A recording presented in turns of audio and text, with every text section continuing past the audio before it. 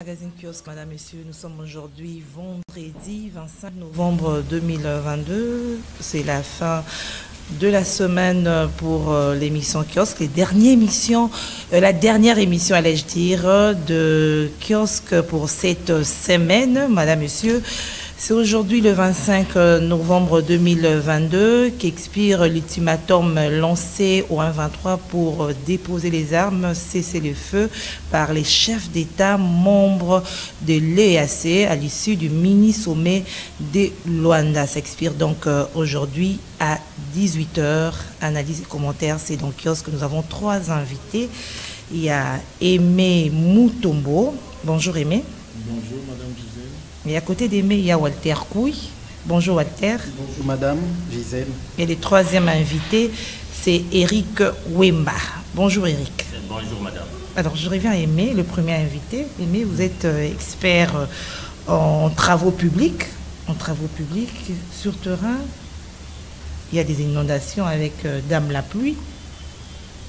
Le remède du gouvernement, des autorités compétentes dans les secteurs, est-ce que c'est efficace? Est-ce qu'il y a déjà en prévision de ces inondations avec Dame la pluie? Qu'est-ce qui s'est fait sur terrain? Merci beaucoup Madame pour la parole. Premièrement, c'est que j'aimerais faire savoir aux auditeurs, aux différents téléspectateurs qui sont en train de nous suivre en ce moment, le problème des inondations aujourd'hui dans la ville de Kinshasa, c'est un problème multisectoriel qui concerne les ministères de l'urbanisme habitat, les travaux publics, l'hôtel des villes, l'OVD, les ministères du transport. En fait, c'est un problème multisectoriel. Alors, quelles sont les causes? Parce qu'il y a des solutions qui sont en train d'être mises en place par le gouvernement de la République, mais c'est que nous devons savoir en tant que médias, d'abord nous-mêmes, il y a des causes qui sont à la base aujourd'hui de ces inondations à Kinshasa. On pointe certaines autorités du doigt, oui, mais il y a une part, la population aussi, qui a une grande part au regard de l'incivisme aujourd'hui des populations qui ont transformé le peu de caniveaux qui sont dans la ville de Kinshasa en dépotoirs, en poubelles. Et deuxième cause aussi, c'est l'incivisme des populations qui ont construit aujourd'hui, qui ont bouché des collecteurs, qui ont conçu sur des caniveaux, qui ont conçu sur des égouts. Et puis, troisièmement, il y a un problème d'ensablement sous le fleuve. Vous voyez, le fleuve aujourd'hui est très ensablé. Il faudrait que la régie des voies fluviales puisse draguer le fleuve. Alors, tout ce problème-là, chacun doit jouer sa partition pour que nous puissions résoudre ce problème. L'Office des voiries et drainage, OVD, travaille dans le cadre des curages des caniveaux. Et je tiens aussi à signaler que ces curages des caniveaux se réalisent une fois l'an. Mais récemment, au niveau du Conseil des ministres, la décision a été prise pour que les curages puissent se faire 2 fois l'an, c'est-à-dire en 6 mois une fois, et puis en 6 mois encore une fois. Comme ça, ça va permettre que nous puissions résoudre ce problème. Mais aussi, il faudrait que nous puissions aller dans les démolitions de constructions anarchiques. Pourquoi cela? Parce que vous voyez, toutes les rivières de la ville de Kinshasa se déversent au niveau du fleuve Congo. Alors, tellement que le fleuve est tellement ensablé, le fleuve fait aussi des retours.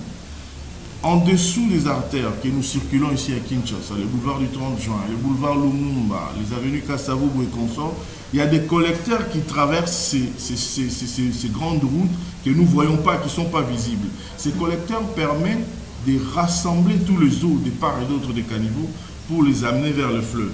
Mais si vous voyez aujourd'hui, il y a beaucoup d'immeubles qui ont poussé dans la ville de Kinshasa, c'est bien, mais il faudrait que cela soit fait dans les normes et dans le respect strict.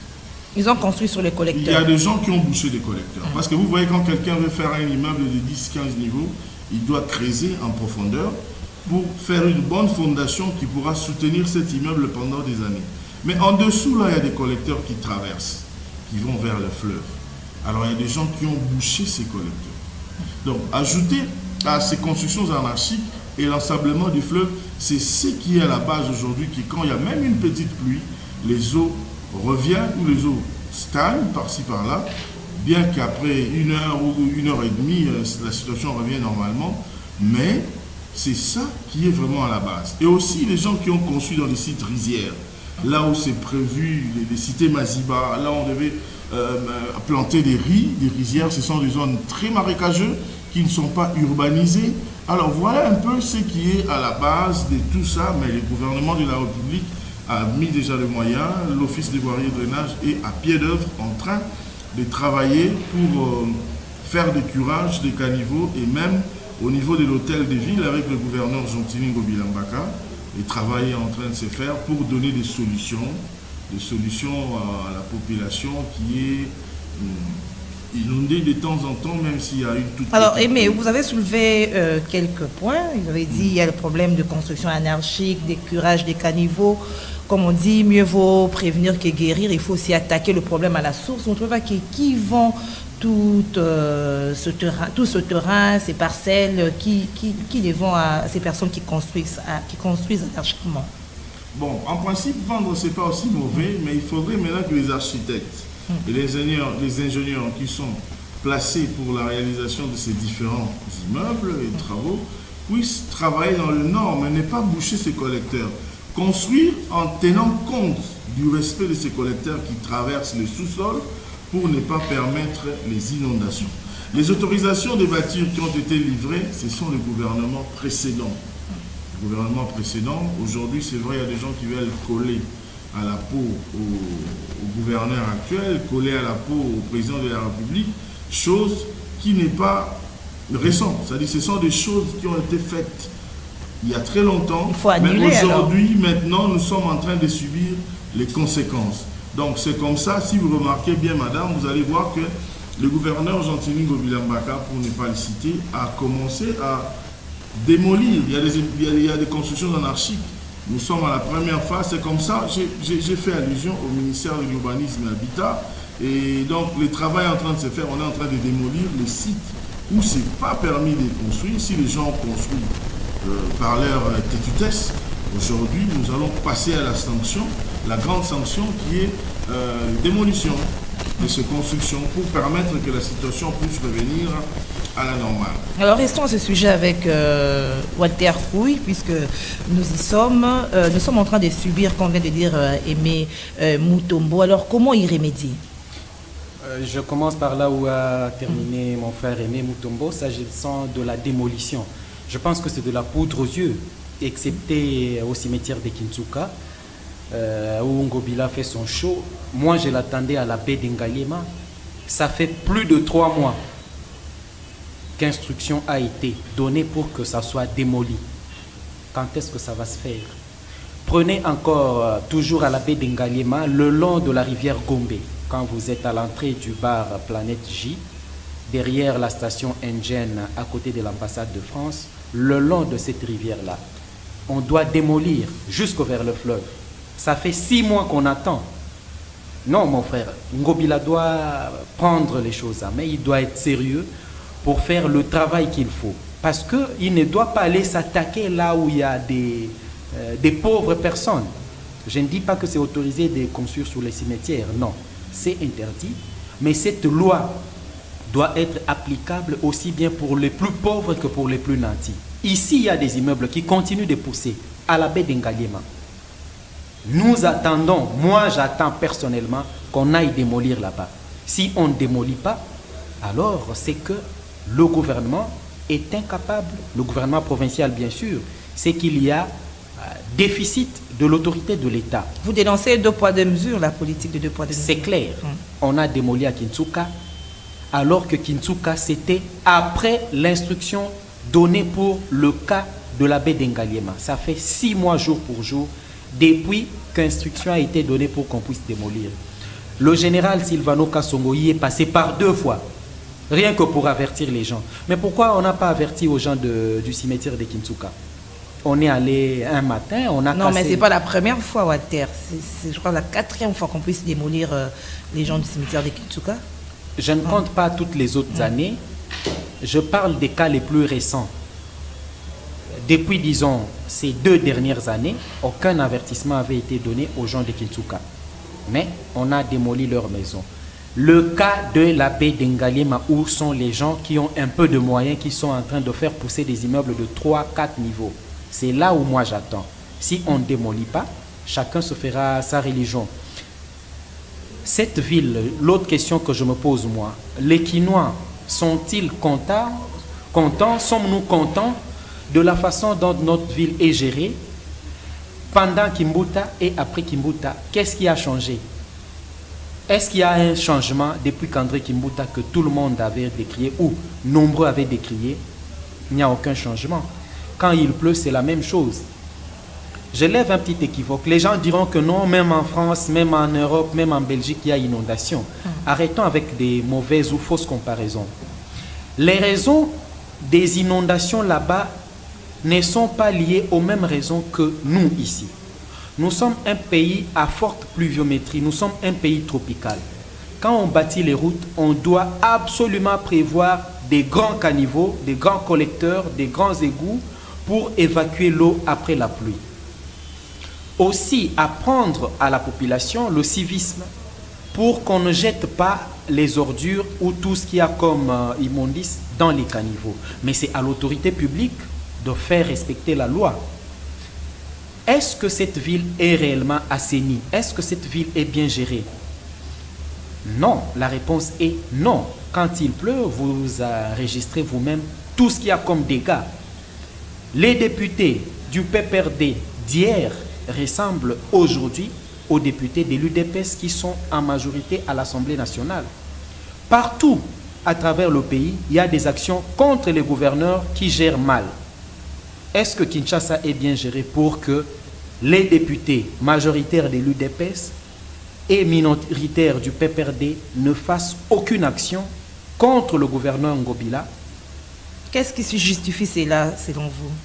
C'est la complaisance, c'est, comme diraient les Quinois, tous sont même morale. Donc il y a complicité flagrante dans tout ce qui se passe comme malheur dans la ville-province de Kinshasa, malheur entretenu par l'autorité politique provinciale qui est composée aussi bien du gouverneur, ses ministres et puis l'Assemblée provinciale.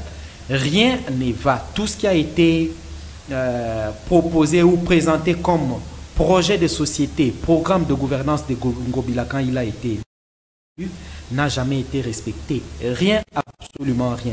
S'agissant de l'assainissement, de la réhabilitation ou de l'ouverture de certains axes prioritaires ou importants pour la capitale, rien n'a été fait. Mais on est en train de nous boucher les oreilles avec des campagnes publicitaires hautement facturées et puis nous crever les yeux avec des géants panneaux publicitaires à l'honneur du gouverneur, alors que sur terrain, à mon avis, rien de bon n'est donné comme résultat 4 ans ou près de 4 ans depuis qu'il a pris ses fonctions comme numéro 1 de la ville-province de Kinshasa. Alors, qu'est-ce que vous suggérez, qu'est-ce que vous recommandez face à cette situation d'inondation dans la ville de Kinshasa? La première chose, c'est de faire respecter les normes urbanistiques. Que ceux qui ont construit le long de rigoles, caniveaux, subissent la rigueur de la loi. Donc, il faut démolir. Est-ce qu'on va démolir? Je doute fort. L'autorité publique doit se faire respecter. Elle ne se fera respecter qu'en faisant de telle sorte que ceux qui sont hors la loi soient remis dans les rangs. Des deux, avoir un service d'hygiène régulier, compétent, qui évacue à tout moment tout ce que nous jetons ou nous entreposons ça et là comme poubelle. On ne doit pas toujours attendre les financements de l'extérieur pour assainir nos milieux de vie, pour évacuer nos poubelles. Non, nous ne devons pas attendre l'Union européenne pour évacuer nos poubelles à nous. Ça ne peut pas se faire. Donc l'autorité doit faire respecter tout ce qu'il y a comme loi. D'ailleurs, la dernière rentrée parlementaire a entre autres comme matière justement ce problème d'assainissement, de l'urbanisation de la ville par rapport à tout ce que nous connaissons comme désastre. Est-ce que ça sera respecté? On est encore à 1 mois. Moi, j'attendrai faire une petite évaluation au mois de mars 2023. Alors, Rémi Mutombo, je reviens à vous, toujours par rapport à ce qu'il vient de dire Walter Kou. Il a soulevé la politique de 2 poids 2 mesures, dans ce qui concerne la démolition. Aussi, il a relevé également le programme d'assainissement, d'évacuation des poubelles qui n'aboutissent jamais. Merci beaucoup, madame. Avant de répondre à ça, j'aimerais corriger quelque chose que mon frère Walter venait de dire, qui est totalement faux, pour dire que depuis que le gouverneur Ngobila est à la tête du gouvernement de la ville de Kinshasa, de la province, que rien n'est fait par rapport à tout le programme que le gouverneur a réalisé, c'est faux et archi faux. Je vais le démontrer ici parce que les Kinoises et Kinois qui nous suivent le savent. Il y a des choses. Moi, je préfère peut-être que Walter dise, par exemple, que le gouverneur n'a pas atteint tout ce qu'il nous a promis. Mais dire que rien n'est fait, bon, je ne sais pas. Non, quand je dis rien n'est fait, c'est dans le sens que 4 ans après, on est presque à la fin du mandat, on devrait voir des actions très visibles. Oui, mais il y a des actions très visibles, je cite Walter. un seul exemple. Le plus emblématique, c'est le grand marché. Est-ce qu'aujourd'hui, on est même à 20% de l'exécution des travaux? Je prends une route, l'axe, l'avenue qui va de la Fikine jusqu'à l'université. L'avenue qui quitte. L'avenue qui quitte. Oui. Est-ce que c'est fait à 30%? Non. Non. Je ne cite que ces deux axes. Walter, l'avenue qui quitte, dont vous faites allusion, l'avenue qui part de la 2e porte de la Fikine jusqu'au plus loin. À l'université. Oui, c'est-à-dire les travaux sont réalisés par la société Safrimex et ces travaux, je vous rassure que ces travaux sont arrivés à 80%. Sur le plan du taux, laissez-moi vous expliquer. Vous avez parlé, allez-y. Permettez-moi de vous donner des éléments avec beaucoup de précision. Cette avenue, dans l'ensemble du projet des travaux, les travaux sont arrivés à 80%, hormis les grosses œuvres qui sont le pont, où les travaux sont suffisamment avancés. Mais nous avons un petit souci avec la pluviométrie aujourd'hui. Vous voyez, quand il pleut, c'est difficile de continuer avec les travaux. Il a cité l'avenue qui quitte. Moi, je vous amène aujourd'hui au niveau du pont Bongolo, par exemple. Vous savez combien d'années passées depuis que ces ponts posaient problème, des inondations, ces ponts a été surélevé. Je suis en train de mener des enquêtes, Walter, après les pluies. Je prends mon véhicule pour faire un peu la ronde, pour voir. Aujourd'hui, il y avait une très grande pluie. Je suis passé sur le pont Bongolo, j'étais très satisfait. Je ne parle pas pour faire plaisir à XY, mais j'ai dit des vérités. Il y a des choses, il n'a pas tout fait, mais quand même, nous devons saluer la volonté. Si nous prenons l'avenue Lenguesa, par exemple, aujourd'hui, il y a des travaux de l'éclairage public que le gouverneur est en train de faire. Est-ce que vous savez que l'éclairage public résout le problème de l'insécurité, les problèmes de mortalité, des banditismes urbains? Il est en train de travailler, il y a des choses qui restent à faire, beaucoup de choses qui restent à faire, mais la volonté, ce qu'il faudrait saluer, c'est la volonté de Gentini Ngobila à la tête de la ville de Kinshasa. Il a évoqué la gestion des immondices, l'évacuation. Oui, la gestion des immondices. Le travail est en train de se faire. Il y a des coins où... En fait, quand on voit tout ça, il y a aussi de l'incivisme de la population dont lui-même venait de faire allusion. Mais le travail est en train de se faire par rapport à Kinbopeto, qui n'est pas une réussite à 100%, mais qui est un programme qui donne et qui est en train de se matérialiser visiblement. Nous voyons aujourd'hui, le soir, quand nous circulons dans les artères, sur les artères de Kinshasa, nous voyons qu'il y a des groupes de gens qui balayent. Très tôt le matin, si vous circulez, vous allez voir que la ville est propre. Le soir, tardivement la nuit, quand vous circulez, vous voyez que la ville est éclairée. Petit à petit, on va éclairer tous les artères de la ville de Kinshasa. Donc, moi, j'aimerais bien que Walter puisse nous dire, hein, c'est un conseil que je donne à mon frère que j'aime bien, que j'ai beaucoup de considération, que Walter puisse nous dire, voilà, Ngobila nous a promis 10 choses, mais sur les 10 choses, il n'a pas réalisé toutes les 10 choses. Il a réalisé 6, il a réalisé 5, par exemple, vous voyez. Mais voilà ce qu'il reste à faire. Il lui reste une année par rapport à son mandat. Voilà, il devait terminer ça. C'est-à-dire qu'il faut être plus concret, Walter. Oui, non, je suis réaliste. Je prends 2 exemples qu'il a cités. Le pont Elinguessa. Le pont Elinguessa, le pont Bongolo plutôt. Oui. Ça ne fait pas 20 mètres. On a pris 3 ans pour cet ouvrage-là. Mais c'est 3 ans. Ouvrage de grande envergure. Non, ce n'est pas de grande envergure. C'est 2 bandes. C'est 2 bandes sur environ 7 à 8 mètres. Je passe souvent sur cet axe-là. On a pris 3 ans Prenons cette route Kikwit, de la deuxième porte jusqu'à déboucher sur l'université. C'est en moyenne 2,5 km. C'est depuis 2019. Non, ce n'est pas 2,5 km. Ça s'étend dans les 7 km. Non, 7 km, c'est jusque sur...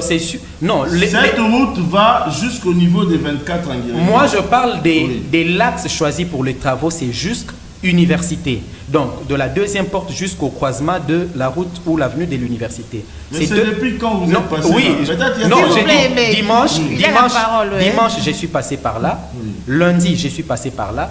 C'est depuis 2019 que les travaux avaient été lancés. Pour ces axes-là. Est-ce qu'il fallait bientôt 4 ans, 2,5 km, on ne sait pas finir. Et on dit qu'il y a des avancées. Je ne pense pas. Je crois sous d'autres yeux, même ici à Kinshasa, on a plusieurs fois vu certaines entreprises faire 2-3 km en moins d'une année. Est-ce qu'il faut tout le mandat pour que Ngobila fasse 7 km de l'avenue Kikwit? Je ne pense pas. Donc si je comprends bien, Walter, vous dénoncez la lenteur dans l'exécution des travaux. Ce n'est même pas question de lenteur. Ça, je ne dirais pas que c'est la lenteur. Je ne sais pas dire mauvaise foi ou problème des moyens ou quoi. Il a aussi cité l'avenue Elengesa. Mais les travaux ont été arrêtés quelque part. La route n'est jamais arrivée au croisement sur Bypass. Même ça a aussi pris combien de temps? C'est 3 ans aussi. C'est environ 6 km sur le panneau. J'ai dit ce que j'ai vu sur le panneau, c'est 6,5 km.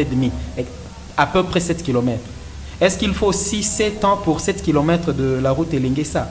S'agissant de l'éclairage public, ça avait été bien fait, mais sauf que les lumières achetées étaient de mauvaise qualité. Conséquence, par exemple, l'avenue Kassavoub aujourd'hui, sur beaucoup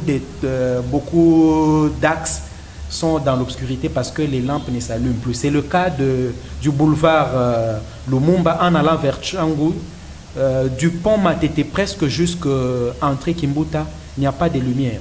Donc, quand on veut aussi acheter, s'agissant des lumières, qu'on ne va pas trop en Chine, ou même si on va en Chine, qu'on achète les ampoules de bonne qualité pour que l'on ne revienne pas une année après.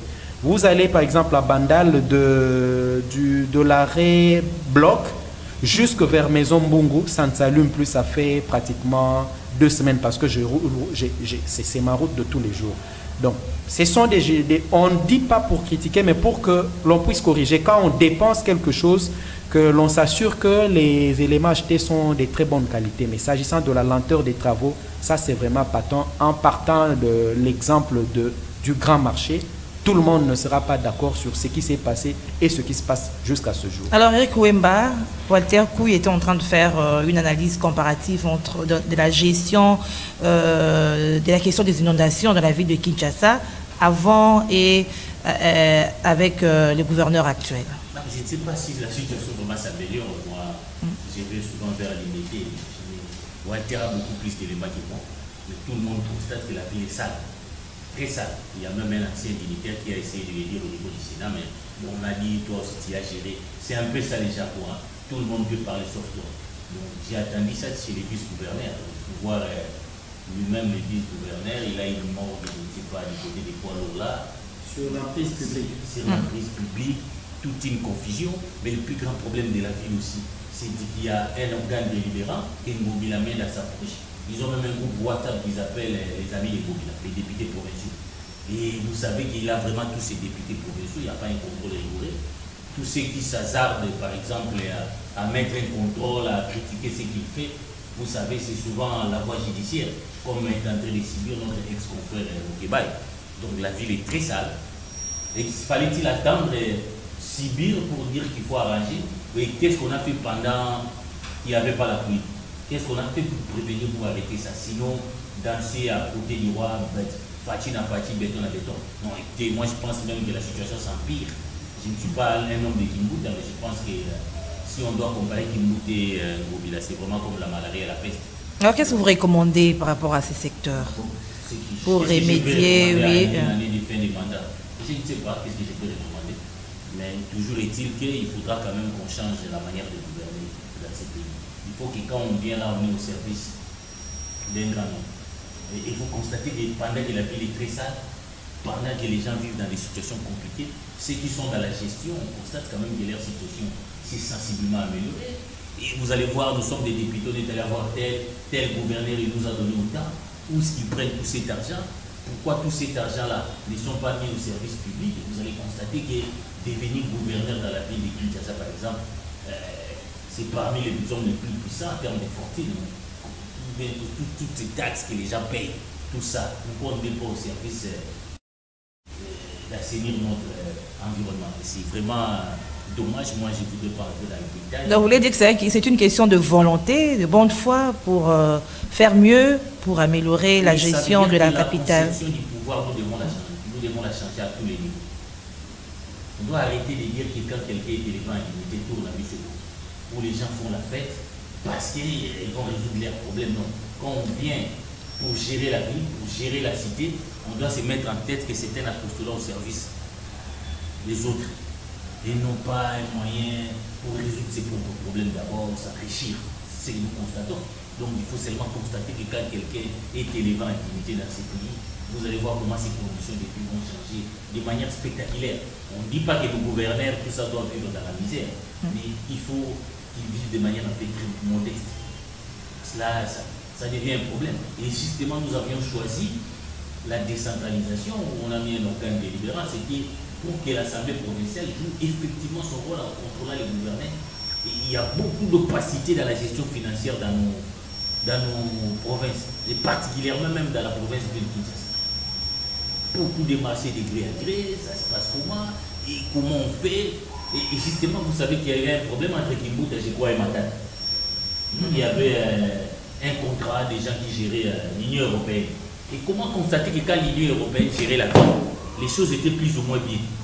Quand ils sont partis, ça ne va pas. Oui, on récupère au BCECO, c'est tout le problème. Donc, à un moment, on critique les Occidentaux, mais soyons aussi souverains, même pour ramasser nos indemnités. Pas seulement nous sommes souverains, comme on dit, mais on ne sent pas notre souveraineté quand il s'agit de prendre des choses en charge. Et une chose est vraie, on peut tout dire, la ville de Kinshasa devient de plus en plus très sale. Alors, comme on n'arrive pas à prendre les choses en main, prendre en charge, il faut faire revenir alors l'Union européenne pour assainir la ville. Oui. Moi, je pense que les Congolais sont capables. Tout le problème, c'est l'exemplarité au niveau de la gouvernance. Vous savez, quand vous êtes vous-même dans la responsabilité, vous commencez à voler. Et les gens se rendent compte que celui qui est là est en train de voler. Et ça entraîne tout le monde. On doit servir par l'exemplarité. Un Étienne Tshisekedi, il a démontré dans ce pays. Quand il était nommé Premier ministre, on peut tout lui reprocher. Les gens d'eux-mêmes sont venus rendre ce qu'ils avaient pris de manière illégale. L'instauration de l'autorité de l'État. Et justement, il lui a parlé aussi du civisme. Le civisme suppose que vous allez dans certaines villes, quand vous jetez les immondices comme ça, quelqu'un d'autre les ramasse pour vous montrer que ce que vous avez fait là, ça ne se fait pas ici. Il faut le suivi par rapport à cela. Quand il n'y a pas de suivi. Civisme, les changements de mentalité aussi, ça doit être effectivement les changements de mentalité. Hein? Parce que j'ai vu même au niveau de la présidence, il y a un truc qu'on appelle le changement de mentalité. Tout ça, ce sont des structures budgétivores. Mais dans la réalité, on ne voit pas qu'est-ce qu'il faut réellement pour aider les Congolais à changer leur mentalité, leur vécu, parce qu'on peut tout faire aussi, mettre les moyens si la population ne sait pas vivre, ne sait pas lui-même comment assainir son propre environnement, c'est notre problème. Mais je pense que le problème est à tous les niveaux, mais nous attaquons les autorités parce qu'ils doivent prêcher par l'exemplarité. Ok, merci Eric Wemba. Je reste avec vous avec la question du M23, dont l'ultimatum expire ce soir à 18 h. L'ultimatum lancé par les chefs d'État membres de l'EAC pour déposer les armes, cesser le feu. Quelles sont vos quelles sont vos attentes par rapport à cet ultimatum, autant plus qu'on sait déjà que les M23 a rejeté toutes les résolutions issues de ces mini-sommets de Luanda. Écoutez, madame, je vais parler du M23 parce que j'ai comme l'habitude que nous parlons plus des autres, nous ne parlons pas de nous-mêmes. Parce qu'aujourd'hui, c'est ça qui va être installé. Si vous parlez, je prends vraiment dans mes minutes. Très vite, hein, une parenthèse. Je tiens à le dire ici parce qu'il y a, moi, ce que je appelle les triangles de la tricherie. Il y a la CENI, il y a la Cour constitutionnelle, il y a la Cour constitutionnelle, il y a la CENI, il y a des organes d'appui à la démocratie. La CENI et les CESAC, qui jouent un rôle très important dans l'organisation des élections. Et vous savez, par exemple, dans un pays comme la France, parce que nous suivons ce qui se passe là-bas, quand Mélenchon vient dire que j'ai perdu, ce n'est même pas encore le ministère de l'Intérieur qui est l'organe qui publie les résultats, ce sont les médias. Les médias donnent déjà les tendances Et à partir de là, les gens s'inclinent. Et c'est comme ça que dans la nouvelle loi électorale, initiée par l'honorable Denis Sessa, on voulait à sorte qu'il y ait publication des votes par vote. C'est-à-dire que les médias peuvent aussi constater que tel a gagné. Malheureusement, ça pose un problème. Mais on vient de mettre en place un organe de régulation. Vous savez que nous avons eu des élections dans ces pays. À chaque fois que les médias voulaient publier les résultats, on fermait l'Internet, on suspendait les gens. Et que cette fois-ci, si nous voulons vraiment de la transparence, on devait voir un regard ce qui se passe au niveau du CESA. Ce qui se passe, c'est-à-dire que toute la procédure est biaisée même pour mettre les bureaux du CESA. Au moment où je vous parle, l'article 36 qui régit le CESA qui est violé par les nouveaux membres qui viennent. C'est-à-dire quoi? Ça veut dire que, par exemple, pour aller à l'Assemblée nationale, le directeur du cabinet du président devait nous notifier à Bosso, il ne l'a pas fait, mais ils sont passés à l'Assemblée nationale. Au Sénat, on a créé un bureau d'âge, conformément, parce que le règlement intérieur dit qu'État qu'on n'a pas encore voté un bureau d'âge. Ces bureaux n'ont même pas été installés. Et deux membres se sont autoproclamés, les doyens et un des Benjamin, se sont autoproclamés membres du bureau d'âge. Il s'agit de Bossembe et justement d'Itazo, qui se sont autoproclamés présidents, alors que c'était la plénière qui devait les installer. Mais en même temps, vous allez voir que les présidents, c'est les doyens que j'appelle Diatazo, je ne sais pas le nom, et Bossembe. En réalité, il y a deux Benjamin là-bas. Et on les met à l'écart. Il s'agit de notre confrère Serge Kabou, qui en principe devait être les rapporteurs, parce qu'il est un peu plus âgé que Bossembe. Et Bossembe devait jouer le rôle des testeurs. Mais les communiqués signés à deux, les doyens et les Benjamins autoproclamés. Ça commence très mal et contre même, avant même tout, il y a déjà, avant même l'avis de l'adoption du règlement intérieur, qui devait avoir l'avis de la Cour constitutionnelle, notre confrère, je ne sais pas si je peux l'appeler confrère, Bossembe s'est mis en campagne. Donc, c'est un secret de Poulichinelle. La Fatisphère va installer à tout prix Bossembe à la tête, c'est ça, c'est de leur droit, mais qu'il respecte au moins les règlements. Et si vraiment Bossembe pense qu'on va l'installer, parce qu'il a lancé des menaces contre des journalistes dernièrement, qu'il faut arrêter les gens, tout ça pour bâillonner la presse, en tout cas il nous rencontrera sur son chemin. Parce que ces combats pour la liberté de la presse, beaucoup ont payé des lèvres. Et nous mettons en garde toutes ces tentatives, il faut que les choses se passent de manière en ordre, parce qu'on ne peut pas réguler si vous-même vous êtes en irrégularité. Tout se passe à toute opacité. Donc il y a des gens qui viennent prendre la direction du CESA en violation du règlement intérieur. Et ça, ce n'est pas acceptable. Ça, c'était mon biscuit. Ok, par rapport au CESA. C'est très important qu'on parle du CESA. Mais en même temps, quand vous parlez du M23, un accord a été signé. Effectivement, il y a des points positifs dans cet accord, notamment, il faut que les M23 arrêtent. Mais il est clair que les M23 ne vaut rien sans les Rwandais. Il est clair que les M23 sans les Rwandais ne vaut rien. Et je crois que les Rwandais est un acteur majeur pour la stabilité dans la région des Grands Lacs. Et je crois que le monde commence à comprendre, de dire aux Rwandais, si vous mettez fin à votre structure M23, les choses redeviendront à la normale. Il y a quand même une certaine pression parce que beaucoup ne citaient pas. J'ai vu les parlements de l'Union européenne, j'ai vu les États-Unis. Bon, l'Union africaine traîne encore. Cet accord ne peut entrer effectivement si les Rwandais arrêtent d'apporter son soutien au M23. Pas que les Rwandais, mais ici de notre côté aussi, il faut éviter les ambiguïtés parce que j'ai suivi les ministres Lutundu là. Alors que tout indique que Bunangana est à la frontière avec l'Ouganda. Tout indique que l'Ouganda a soutenu les M23. Mais non, on n'a pas encore eu de preuves, laissez-nous faire notre propre vérité. Non, il y a des gens qui sont là-bas qui constatent l'effectivité de l'Ouganda. Donc moi, en même temps, ce qui nous inquiète encore, c'est le fait qu'on crée des zones tampons.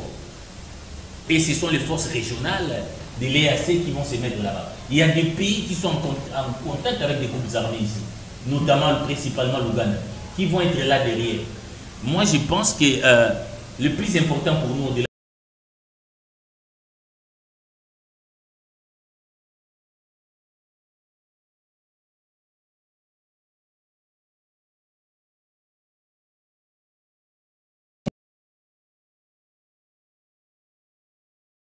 un peu le V de Sarkozy, qui disait qu'il faut partager nos richesses avec nos voisins. Vous avez vu, lui-même, il a constaté, on leur a donné tout, la loi de double imposition, mais ils ne se sont pas arrêtés de nous attaquer. Le plus important pour nous, au-delà des forces régionales, les Congo doivent prendre en considération qu'il a un défi énorme avec nos voisins, il faut nous construire une armée. Je suis d'ailleurs, il reste content, au niveau du Parlement, il y a une loi de programmation militaire. Là, nous en félicitons le pouvoir, le président de la République qui en est à l'initiative. pour qu'on donne plus de 1 milliard au budget, c'est ce que nous réclamons. Et que nous ne pouvons être efficaces que si nous savons nous défendre. Vous voulez dire quoi? Ce qui a été fait à Luanda, ça ne sert à rien, il faut vraiment... Je ne dis pas que ça ne sert à rien, mais cette solution n'est pas durable.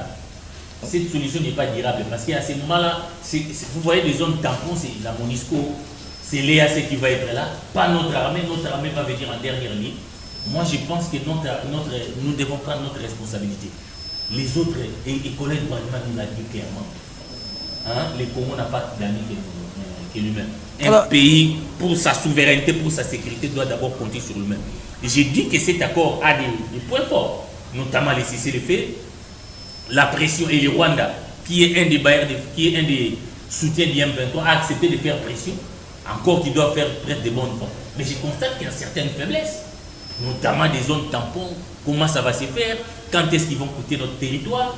Et il y a même l'Ouganda qui est dans cette force régionale, alors que nous avons fait l'opération, je ne sais pas comment on appelle ça, avec l'Ouganda au niveau... les brassages. Non, opération conjointe. Mais ils ne se sont pas empêchés d'aller soutenir les M23, même si l'Outoundou ne l'avait pas accepté. C'est cela nos inquiétudes. Et j'ai dit que ce sont là nos inquiétudes. Mais j'ai dit qu'au finish, nous devons prendre nos responsabilités. Et j'ai dit, je soutiens la loi de programmation militaire initiée par le président de la République pour qu'on donne assez de moyens à notre armée. Notre sécurité, notre défense nationale, c'est d'abord notre affaire. Tous les restes de ces gens-là, ce sont des gens qui convoitent la République démocratique du Congo. Merci Eric. Alors, tous ces acteurs-là, chacun vient pour ses intérêts. Vous avez les Kenyans qui contrôlent 70% de notre circuit bancaire. Vous avez les Rwandais qui en veulent à notre or, à nos richesses. L'Ouganda, c'est la même chose. Et que nous devons prendre conscience que nous sommes un pays riche autour de 9 voisins qui convoitent nos richesses. Nous ne pouvons être en paix que les jours où nous allons créer une forte armée et la dissuasion pour que plus jamais quelqu'un ne s'assade comme ça à se promener à la République démocratique du Congo sans qu'il y ait une réponse proportionnelle à cette menace. Merci Eric. Alors, Aimé Mutombo, l'ultimatum expire à 18h. Est-ce que, par rapport à vos analyses, est-ce que vous attendez vraiment, après 18h, les M23 à quitter leur position? Oui, moi j'y crois. Je crois à ça, que d'ici 18h, ils vont quitter toutes les zones là où ils sont. Mais au cas où ils ne quittaient pas, en tout cas la force régionale va intervenir. Et ce qui est très important et ce qui m'a touché aujourd'hui, comme Eric venait de le dire, il y a beaucoup de messages aujourd'hui au Rwanda parce qu'on ne doit pas aller au-delà de la prière pour ce qu'on doit se le dire. C'est le Rwanda, le M23, c'est le Rwanda. Moi, je qualifie le M23 comme le Rwanda. Vous voyez un peu aujourd'hui, il y a beaucoup d'accords qui n'ont pas été respectés, mais c'est d'hier, dans les 48 heures qui devraient expirer aujourd'hui, on attend. 18 heures, c'est dans quelques heures, on attend pour voir qu'est-ce qui va se faire. Malgré qu'en face de nous, nous avons des gens qui ne sont pas sincères, qui signent avec nous, mais qui ne démontrent pas la sincérité. Moi, je pense que cette guerre est en train d'aller à la fin parce que même si ils refusaient, alors là, on va aller maintenant avec d'autres solutions aussi par rapport à cette loi qu'Éric venait d'énumérer. Il faudrait que nous puissions travailler sur notre armée, pour que notre armée puisse être très puissante dans les jours à venir pour mieux sécuriser le territoire de la République démocratique du Congo, surtout que l'ONU est en train de revisiter la situation par rapport à l'embargo que nous avons pour acheter des armes. Donc nous devons vraiment y travailler, compter sur ça. Nous sommes en train de voir, mais du moins, que je sache, la force régionale va intervenir au cas où le M23 ne va pas respecter cet accord de cessez-le-feu. La force régionale dont Eric dénonce le manque de sincérité des pays membres. C'est aussi ça maintenant le problème, je venais de le dire, il y a manque de sincérité par rapport à nos différents partenaires avec qui nous signons, mais du moins nous devons rester vigilants. Ce que j'aime aussi, c'est parce que si vous constatez dans les médias, même dans les réseaux sociaux aujourd'hui, dans chaque coin de la République démocratique du Congo, il y a eu des marches de soutien. Il y a eu des messages de part et là par rapport à l'appel à la mobilisation du président de la République. Il y a même une campagne que le ministre Mouya venait de lancer défendant la nation et la patrie parce que au-delà de nos divergences, au-delà de tout, si nous sommes en même morale, comme les Kinois aiment le dire, en tout cas nous allons bouter ces petits Rwanda là avec le M23, nous allons les faire reculer et puis que la paix revienne. Nos frères et sœurs ont tant pleuré dans ce coin de la République démocratique du Congo. Donc c'est le vœu et le souhait de tout le monde aujourd'hui que la paix revienne totalement à l'est de la République démocratique du Congo. Alors Walter Kou, nous allons terminer avec vous par rapport à ces sujets. L'ultimatum expire. Les M23 avaient répliqué après au sujet des résolutions du communiqué final du ministre Sommet de Luanda que ça ne les concernait pas. Est-ce qu'on peut vraiment s'attendre à quelque chose de bon, à voir ces rebelles quitter les territoires congolais, tant plus que même le départ pour certains était déjà mauvais avec l'absence du président rwandais à cette rencontre? Non, ça ne sera pas le cas. Le cessez-le-feu, ils acceptent, mais quant au retrait, ils ont rejeté parce qu'ils ont dit s'ils quittent, c'est pour aller où? C'est la question qu'ils se sont posées. Moi, j'ai parlé comme Bosso, qu'ils rentrent chez eux. Parce que sur cette question, notre gouvernement doit être très regardant. Qu'on voit un peu les rapports des Nations Unies, la plupart des FDLR et tous les nombreux des militaires, des rebelles arrêtés, à chaque fois, ils disaient qu'ils sont des nationalités rwandaises. Alors, le M23, tout le monde sait, excepté M. Bissi, moi, mais la plupart, ce sont des Rwandais. Ils doivent rentrer chez eux.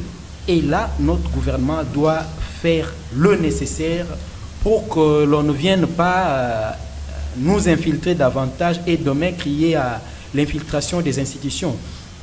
C'est question des intelligences. Donc, nous devons être très, très intelligents, nous prendre très au sérieux. Je compare cette situation par rapport à ce qui se passe au Moyen-Orient. Vous voyez le petit État d'Israël. Il colonise presque tous les pays arabes autour de lui. Ce n'est pas question des grandeurs ou de la densité démographique. L'Égypte est plus dense qu'Israël, l'Arabie Saoudite et toutes les autres monarchies du Golfe. Mais Israël tient toute tête contre tout ce pays. Donc nous aujourd'hui, comme demain en République démocratique du Congo, si nous ne nous prenons pas au sérieux pour nous organiser, nous réorganiser, on continuera à pleurer et le Rwanda sera toujours là pour nous déranger.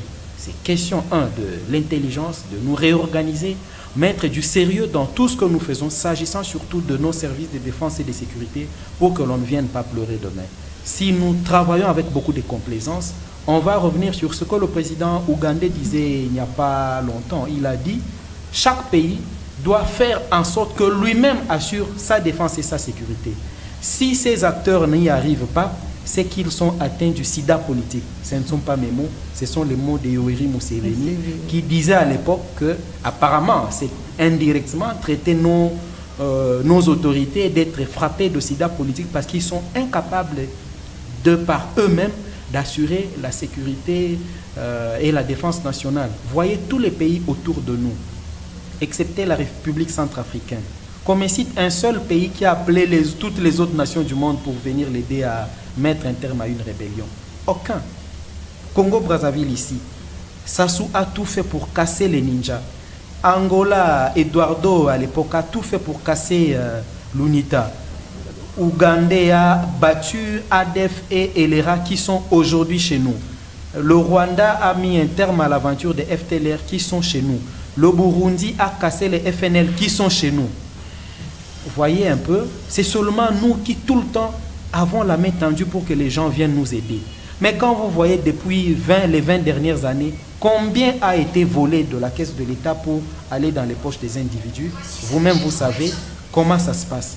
C'est le manque de sérieux, alors que si l'on se rappelle, Eric Wemba citait Colette Bachmann, que je ne citerai pas, parce que Lumumba déjà à l'époque, en 1959, disait déjà que le Congo est grand et il nous invite à la grandeur. Cette grandeur-là, c'était la grandeur, ce n'était pas la richesse matérielle qu'on doit voler à l'État, mais c'était la grandeur d'esprit, la grandeur intellectuelle, la grandeur morale et citoyenne pour que nous ayons des gens dévoués qui servent la société pour que nous allions de l'avant.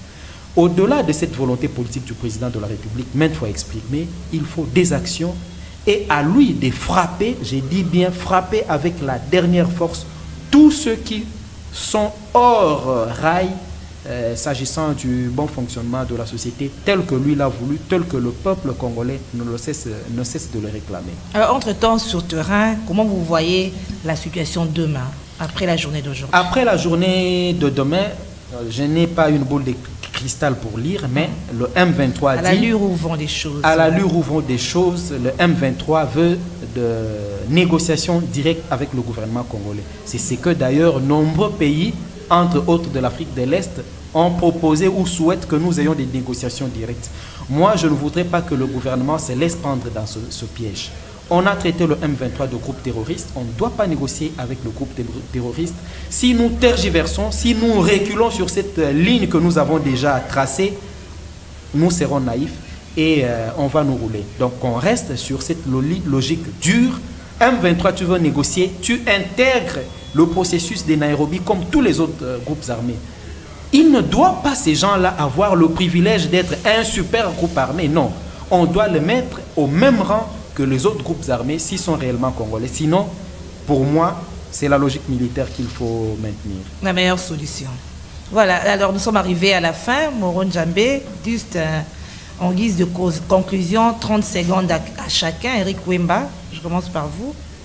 En guise de conclusion. Bon, la conclusion, elle est là. Donc, c'est ce que nous sommes tous en train de dire ici. Et qu'aujourd'hui, nous sommes obligés, d'une manière ou d'une autre, à soutenir le pouvoir qui est en place pour vaincre, pour la défense de notre intégrité territoriale. Mais c'est là aussi nous devons tirer les leçons. Moi, je vais conclure par là, parce que je constate que pendant que tous les yeux sont arrivés à l'Est, ils se préparent, j'ai cité déjà c'est ça ici, mais ils se préparent une grande fraude électorale. On signale déjà au niveau du Kasaï, je ne sais pas, on a explosé déjà avec les centres, ils sont passés à un pourcentage parce qu'on sait que là-bas, on réalise des scores soviétiques. Je vais dire une des causes de notre faiblesse, c'est aussi la crise de l'électricité. C'est des élections contestées. Parce que les M23 à 2011, c'était sur base de la vérité des sciences. Et vous avez vu les élections qui se sont passées dans ces pays qui ont été contestées. Et Kagame avait profité de sa position au niveau de l'Union africaine pour dire qu'avant de publier les résultats, on devait l'attendre. Et tout le monde est allé là-bas. Kabila a envoyé des émissaires, des Calais.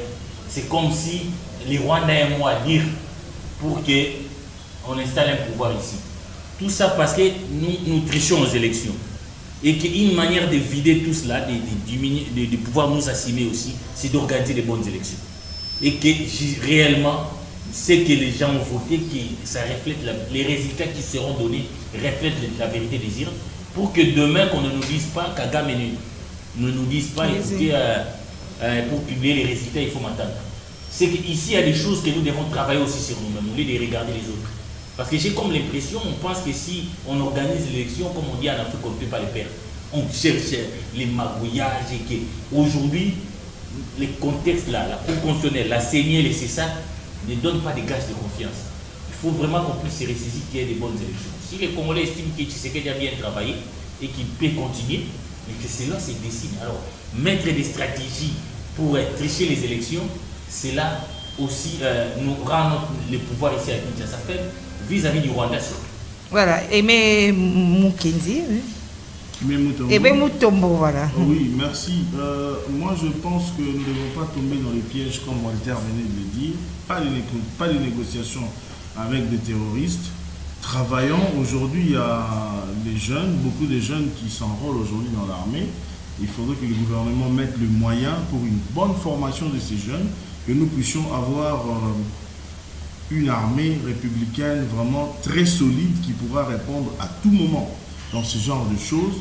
Parce que vous savez, nous sommes aussi amputés et empêchés parce que nous avons cet embargo. C'est-à-dire, nous avons un combat avec quelqu'un qui a une machette et vous, on vous empêche de trouver aussi une machette. Vous voyez un peu le problème.